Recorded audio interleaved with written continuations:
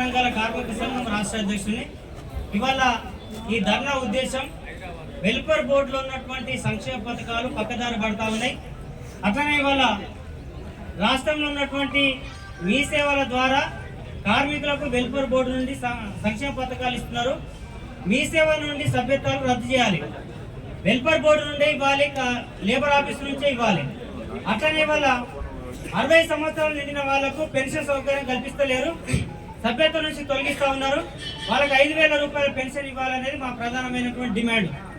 అట్లనే ఇవాళ private insurance కంపెనీలకు వెల్ఫేర్ బోర్డును దారాదత్తం చేసేటువంటి కార్యక్రమం చేస్తున్నారు. అది ఇప్పుడు కమిషనర్ గారికి చెప్పినాం, దాన్ని మారుకుంటాం, దాన్ని ఆపేస్తామని చెప్పడం జరిగింది. మేము హర్షిస్తున్నాం. ఒకవేళ ఆపకపోతే కొద్ది రోజులలోనే హైదరాబాదు సెక్రటరీ ముట్టడి పెట్టే కార్యక్రమం కూడా తీసుకుంటాం అనేది సందర్భంగా గుర్తు చేస్తా ఉన్నాం. అట్లనే ఇవాళ చైర్మన్ లేడు, పాలక వర్గం లేదు, అడ్వైజర్ కమిటీ లేదు, మినిస్టర్ లేడు. ఇవాళ బోర్డులో ఉన్నటువంటి డబ్బులన్నీ వృధాగా ఖర్చు పెడతా ఉన్నారు.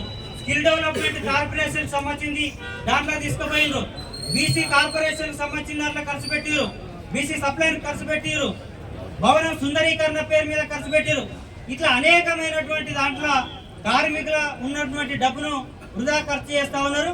అది కాకుండా ఇవాళ కార్మికులకే నేరుగా అందించే విధంగా ప్రభుత్వం చూడాల్సిన అవసరం ఉన్నది. అది చూడకపోతే ఇంకా ఇవాళ కమిషనర్ గారు హామీ ఇచ్చారు, ఇంకో టైం ఇస్తాం, ఒక నెల రోజులు టైం ఇస్తాం. ఆ నెల రోజుల ఇప్పుడు ఏవైతే పెండింగ్లు ఉన్నాయో ఆ పెండింగ్ క్లెయిమ్ చేయకపోతే మళ్ళీ నెల తర్వాత లక్షలాది మందిని తీసుకొని హైదరాబాద్కి వస్తామనేది సందర్భంగా గుర్తు చేస్తాం.